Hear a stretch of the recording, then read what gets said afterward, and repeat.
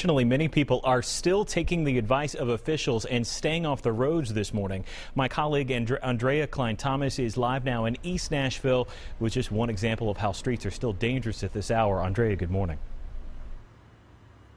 Good morning, Adam. And see, the thing is that a lot of the main roads have been cleared, so people are picking up their speed. But then you get on streets like this. We're on Scott Avenue, and this area right here, it's still slushy. You have to take it a little bit slower. Just be careful about it here. So you're going really fast and then you come to these slick spots. So we want to just remind everybody at home that slick spots are still out there. Charlie talked about the sunshine. We're very happy about the sunshine. It feels so much better out here. So it's it's melting, which we're also happy to see. The thing though is that tonight things are going to get bad. It's going to get a lot colder. We're going to get splashed by a car. It's going to get a lot colder. All of this is going to freeze. So when you're out here tonight, just be sure to be careful. Things might look clear, but all of this can ice right back over. So that is just our warning to folks out here. The sun's out. It looks great. It feels even better, but still take it slow. Reporting live in East Nashville, Andrea Klein-Thomas, News Channel 5 HD. Andrea, I'm so glad you're not soaking wet from that. Get in the dry and keep warm. Thanks. Well, our crews were out and about all morning checking out driving conditions around Middle Tennessee. Patches of snow and black ice remain near Wedgwood and 8th Avenue in South Nashville, forcing many drivers to travel no more than 20 miles per hour. Some folks we found ended up sliding while trying to stop at the intersection there. It was very tricky, even for a native New Yorker. This morning I was coming down Franklin Road and it was just covered. It was snowy and it was icy, and everyone must have been doing about 3 miles an hour. TDOT says they couldn't put down salt overnight because road temperatures were so cold, but their crews continue to work around the clock, covering as much territory as possible. Well, to the north of here, just up I-65, the improvements are much slower to come this morning. Our Cuthbert Langley shows us what it's like for people traveling across the state line. Good morning. While the sun obviously is shining brightly on me this morning, it's helping to melt some of the snow and the ice, but the roads are still quite risky. Let me show you exactly what I'm talking about here. The entrance to this Key Stop truck stop right off of Interstate 65, right over the Tennessee-Kentucky border. You can see ice is still lining the roads right there. In fact, several cars have actually slipped out while they're trying to leave the truck stop. I've been speaking with several folks here who say they're not risking it. They are staying here as long as they can. As you saw earlier, the interstate's completely backed up still this morning with so many cars and trucks on the roads, not able to handle what Mother Nature has given us here in Kentucky. A state of emergency is still in effect. The biggest issue this morning is with these single-degree temperatures we have right now. The de-icing equipment that crews have put down on the roads are not effective. The salt and the brine do not work when it gets below about 20 degrees. We're expecting to get higher than that today, so hopefully that helps out. But still, snow like this in my hand right here, this powdery snow, is still filling many side roads this morning. So if the interstates may look clear, those secondary roads are still going to be quite dangerous this morning. Reporting from Franklin, Kentucky, I'm Cuthbert Langley, News Channel 5 HD.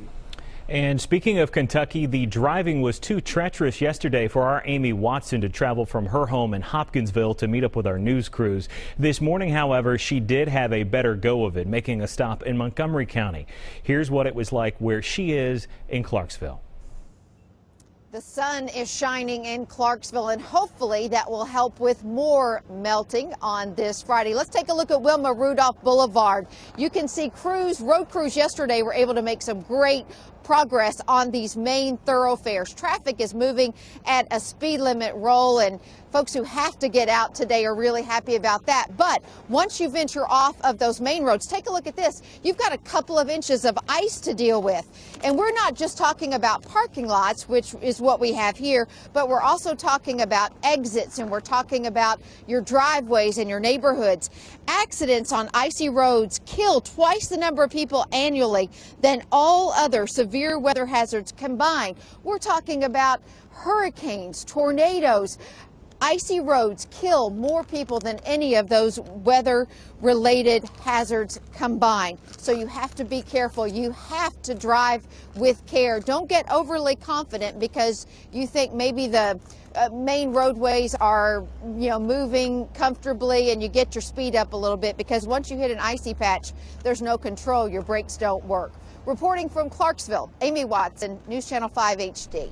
Some good advice there. No major problems at Nashville International this morning. They're just busy catching up from hundreds of cancellations and delays. A much different story in New York, though, where a runway at LaGuardia remains closed after a jetliner skidded on ice and crashed through a fence. As Brian Webb shows us, the plane stopped just feet from icy waters.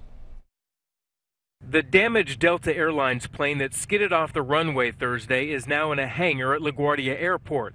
Big cranes moved the MD-88 overnight. The flight from Atlanta was landing in the snow when it hit an embankment and crashed through a fence. It felt like, you know how the turbulence feels when you're going up? It felt like that when we hit the ground. The aircraft, with 127 passengers and 5 crew members on board, came to a stop with the plane's nose dangling over the frigid waters of Flushing Bay. I'm just thankful that we didn't go into the water. Delta 1086, Tower. Tower, you have an aircraft off the runway. Passengers climbed down the wings to get out or jumped out of the rear of the plane. Several passengers were hurt, but not seriously. Federal investigators will examine the flight recorders for clues into what caused the accident. Airport officials say despite the snow, the runway was in good condition right before the crash. This particular runway had been plowed shortly before the incident, and pilots on other planes reported good braking action. Aviation experts say investigators will look at the pilot's actions and look for any possible equipment failures. Brian Webb for CBS News, New York. And in what could have been taken straight from a movie script, a leading man is still in the hospital this morning, but very lucky to be alive. Harrison Ford is pretty banged up, but expected to make a full recovery after crashing his vintage World War II airplane yesterday. The Indiana Jones and Star Wars actor was flying solo when he made an emergency engine failure call to the tower shortly after takeoff from the Santa Monica airport. He is an experienced pilot and was able to steer the plane away from homes nearby. There will be a large divot, though, for sure on that golf course greenway, but glad the situation was not worse. Well, we'll be back with more news on this crazy weather coming up today at 4 o'clock. But